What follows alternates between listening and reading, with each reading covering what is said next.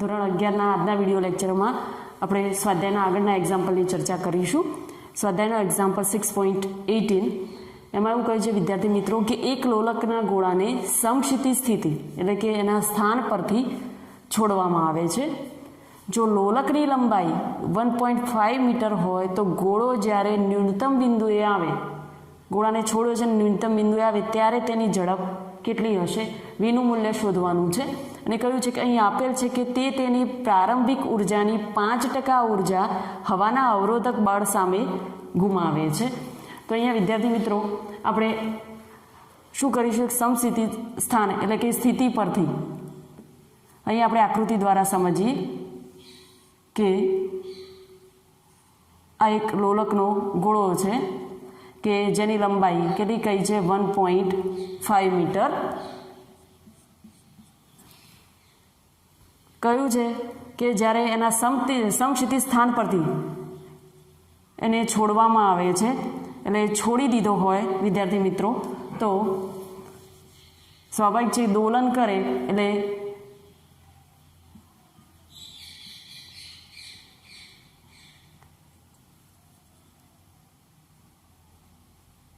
અહીંયા આવશે આ રીતે, એક બિંદુથી બીજા બિંદુ આગળ પહોંચે છે એને આપણે આ રીતે દર્શાવીએ.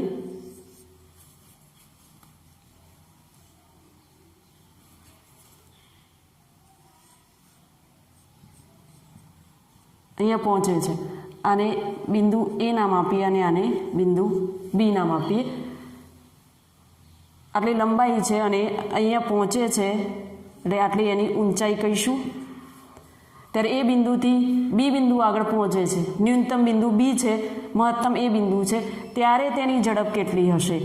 વિદ્યાર્થી મિત્રો આપણે શોધવાનું છે, વી શોધવાનું છે. અને એવું કહ્યું છે કે તેની પ્રારંભિક ઉર્જાની 5% ઉર્જા હવાના અવરોધક બળ સામે ગુમાવે. આટલી ગુમાવે 100માંથી તો બાકીની વધી કેટલી 95%. તો વિદ્યાર્થી મિત્રો આપણે સૂત્ર મૂકીએ, ન્યૂનતમ બિંદુ બી આગળ પહોંચે છે એટલે આપણે એવું લખીએ કે બિંદુ બી આગળની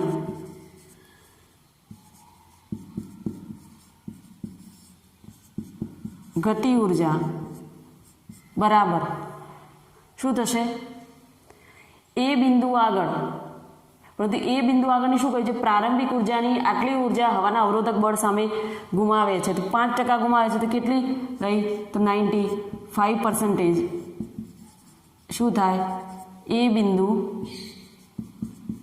આગળની શું થાય સ્થિતિ ઉર્જા.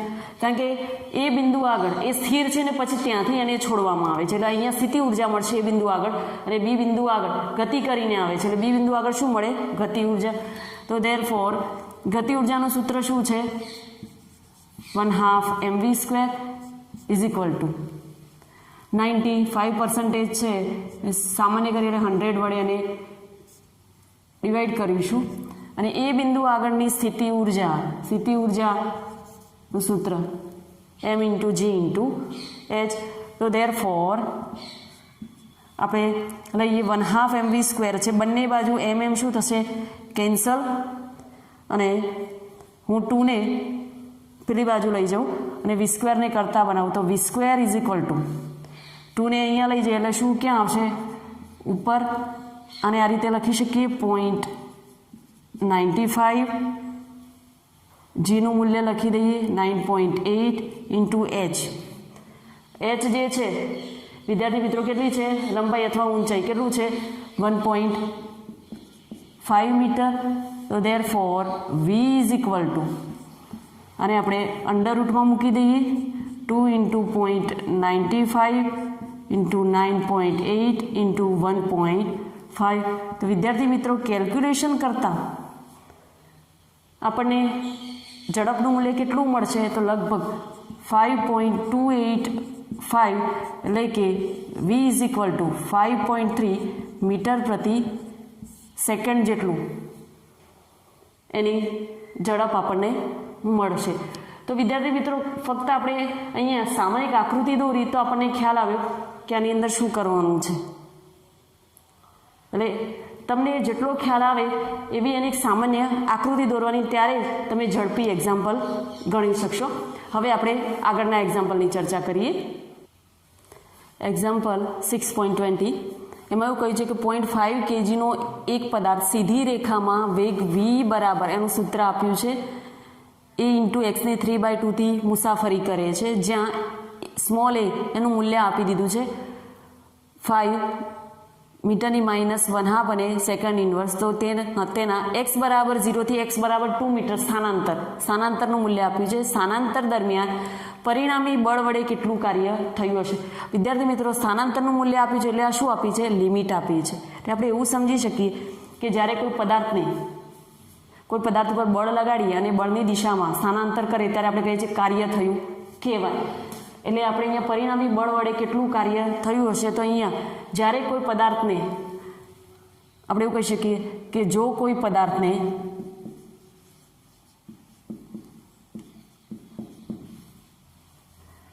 dx જેટલું સ્થાનાંતર કરાવવામાં આવે ત્યારે થતું સૂક્ષ્મ કાર્યને આપણે dw વડે દર્શાવીશું. તો dw બરાબર શું થાય? f ઇન્ટુ dx થાય. તો therefore dw is equal to fનું મૂલ્ય શું થાય? બળ છે ma ઇન્ટુ dx. હવે વિદ્યાર્થી મિત્રો, આપણે જાણીએ છીએ કે પ્રવેગ એટલે શું છે? વેગનું સમયની સાપેક્ષે વિકલન. તો એના બરાબર આપણે મૂકી શકીએ dv/dt ઇન્ટુ શું થશે? dx. therefore સૂક્ષ્મ કાર્ય dw બરાબર, અને આ રીતે લખી શકાય m dxની નીચે dt લખવું ઇન્ટુ શું થાય? dv થાય. તો therefore dw is equal two m સ્થાનાંતરનું સમયની સાપેક્ષે વિકલન. તો શું મુકાય? dx/dt ઇઝ ઇક્વલ ટુ શું મૂકીશું? v. આના બરાબર શું થાય? v into dv. એવું હોય તો લખી દેવાનું dx/dt is equal two v. હવે વિદ્યાર્થી મિત્રો, આપણે જાણીએ છીએ કે સૂક્ષ્મ કાર્ય ઉપરથી કાર્ય શોધવું હોય તો w is equal two integration dw is equal two શું થશે? ક્યાંથી ક્યાં સુધીનું છે? x બરાબર 0 થી x બરાબર 2 મીટર સુધીનું. dw બરાબર મૂલ્ય શું છે? mv dv. હવે વિદ્યાર્થી મિત્રો, આપણે શું કરીશું? આની અંદરથી અચળ છે એ બહાર કાઢીશું, નાનું સંકલન કરીશું. તો આપણે અહીંયા બતાવીએ તો કાર્ય w ઇઝ ઇક્વલ ટુ, હવે હું સીધું મૂકું અહીંયા, એમને અચળ તરીકે બહાર લઈ લઉં.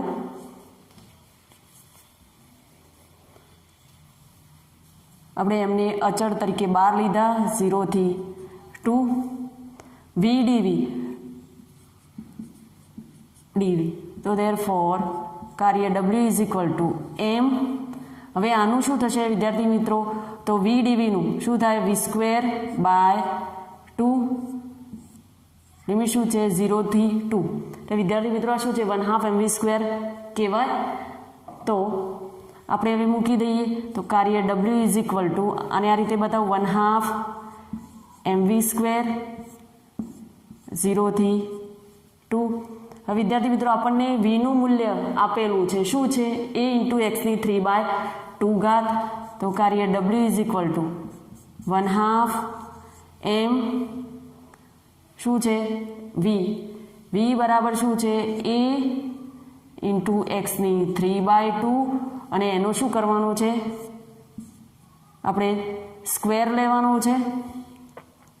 આનો સ્ક્વેર છે અને એની લિમિટ તો છે જ આપણી પાસે, આ એનો સ્ક્વેર છે, અને 0 થી 2 એની શું છે? લિમિટ છે. w બરાબર, હવે જો વિદ્યાર્થી મિત્રો, આપણે અહીંયા vની કિંમત મૂકી દીધી, a ઇન્ટુ એક્સની 3/2, સ્ક્વેર છે એટલે સ્ક્વેર, અને લિમિટ મૂકી દીધી 0 થી 2. હવે આપણને શું મળે છે? 1/2 m. એમના એમ આપણે મૂકીશું. હવે વિદ્યાર્થી મિત્રો, અહીંયા આખાનો સ્ક્વેર છે એટલે એનો સ્ક્વેર થશે આપણી પાસે, પછી શું થશે આ રીતે થશે એક્સની 3/2 ઇન્ટુ 2 એટલે 2 શું થશે કેન્સલ થશે એટલે શું થશે એક્સનું ક્યુબ થશે અને લિમિટ શું થશે 0 થી 2. તો ધેરફોર કાર્ય W is equal to 1/2 m a square એમના એમ બોલીએ છીએ આપણે, નીચેથી ઉપર લિમિટ મૂકીએ છીએ, એપ્લાય કરીએ છીએ ઉપરથી નીચે એટલે એક્સની જગ્યાએ શું મૂકીશું 2 મૂકીશું, તો 2નો ક્યુબ માઇનસ ફરીથી 1/2 ઇન્ટુ m ઇન્ટુ એ સ્ક્વેર, એક્સની જગ્યાએ શું મૂકીશું 0નું ક્યુબ. હવે 0 વડે કોઈ પણ સંખ્યાને ગુણવાનું મૂલ્ય શું આવશે 0 એટલે -0 એટલે આપણે લખતા નથી તો વધે છે શું કાર્ય W is equal to 1/2 m a square into 2નો ક્યુબ. બાકીની વેલ્યુ આપણે મૂકી દઈએ તો કાર્ય W ઇઝ ઇક્વલ ટુ 1/2 એમનું મૂલ્ય કેટલું છે 0.5 kg એટલે આપણે 1/2 લખી શકીએ. એનું મૂલ્ય કેટલું છે 5 છે તો 5નો સ્ક્વેર ઇન્ટુ શું છે 2નો ક્યુબ. ધેરફોર કાર્ય W ઇઝ ઇક્વલ ટુ, હવે આનો સ્ક્વેર છે તો કેલ્ક્યુલેશન કરતાં અહીંયા 2 કેન્સલ થશે એટલે અહીંયા 1 2 રહેશે, કેટલું રહેશે 1 2 અને અહીંયા કેટલા થશે 25 ઇન્ટુ 2 એટલે કાર્ય W is equal two 50 joule જેટલું આપણને કાર્ય મળે. હવે વિદ્યાર્થી મિત્રો આપણે લાસ્ટ એક્ઝામ્પલની ચર્ચા કરી લઈએ. એક્ઝામ્પલ 6.23. વિદ્યાર્થી મિત્રો અહીંયા થોડુંક ધ્યાન આપજો. એક મોટું કુટુંબ 8 કિલોવોટ પાવરનો ઉપયોગ કરે છે. આટલો પાવર એ સામાન્ય રીતે વાપરે છે. તો શરત એમાં એવું કહ્યું છે કે સમક્ષિતિજ સપાટી પર સૂર્ય ઉર્જા જો સીધી જ 1 ચોરસ મીટર દીઠ 200 વોટ જેટલા સરેરાશ દરથી આપાત થાય છે, જો આની 20% ઉર્જાનું ઉપયોગી વિદ્યુત ઉર્જામાં રૂપાંતરણ થઈ શકતું હોય તો 8 કિલોવોટ મેળવવા માટે કેટલું મોટું ક્ષેત્રફળ જોઈએ. તો સૌ પ્રથમ તો આપણે એ નક્કી કરવું પડશે કે વિદ્યુત ઉર્જામાં રૂપાંતરિત થતી ઉર્જા કેટલી છે, આટલા વોટની કેટલી છે 20%. તો પહેલું એ શોધવું પડે. પછી એવું કહ્યું છે કે આ ક્ષેત્રફળને સામાન્ય રીતે જોવા મળતા ઘરના છાપરાના ક્ષેત્રફળ સાથે સરખાવો. એટલે સૌ પ્રથમ આપણે શરત એ ઉપર ફોકસ કરીએ અને પછી બીની વાત કરીએ. તો આપણે સૌ પ્રથમ શોધીએ કે વિદ્યુત ઉર્જામાં રૂપાંતરિત થતી ઉર્જા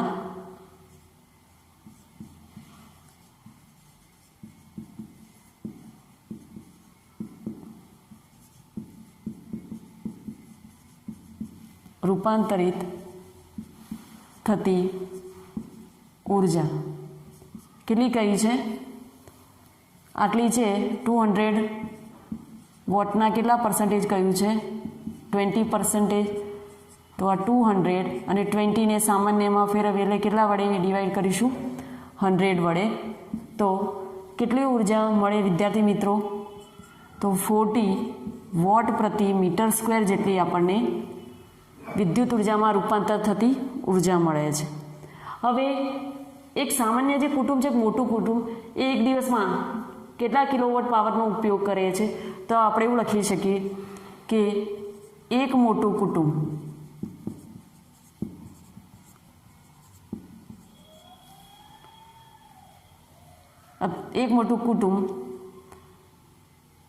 અથવા તો એવું લખીએ કે એક મોટા કુટુંબે વાપરેલી ઉર્જા,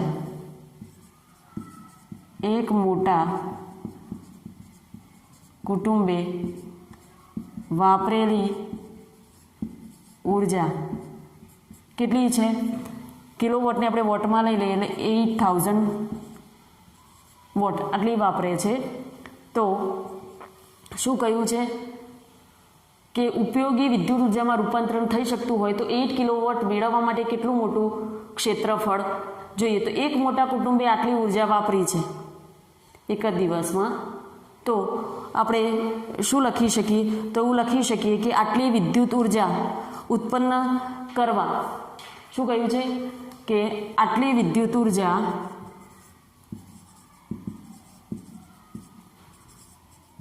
ઉત્પન્ન કરવા જરૂરી ક્ષેત્રફળ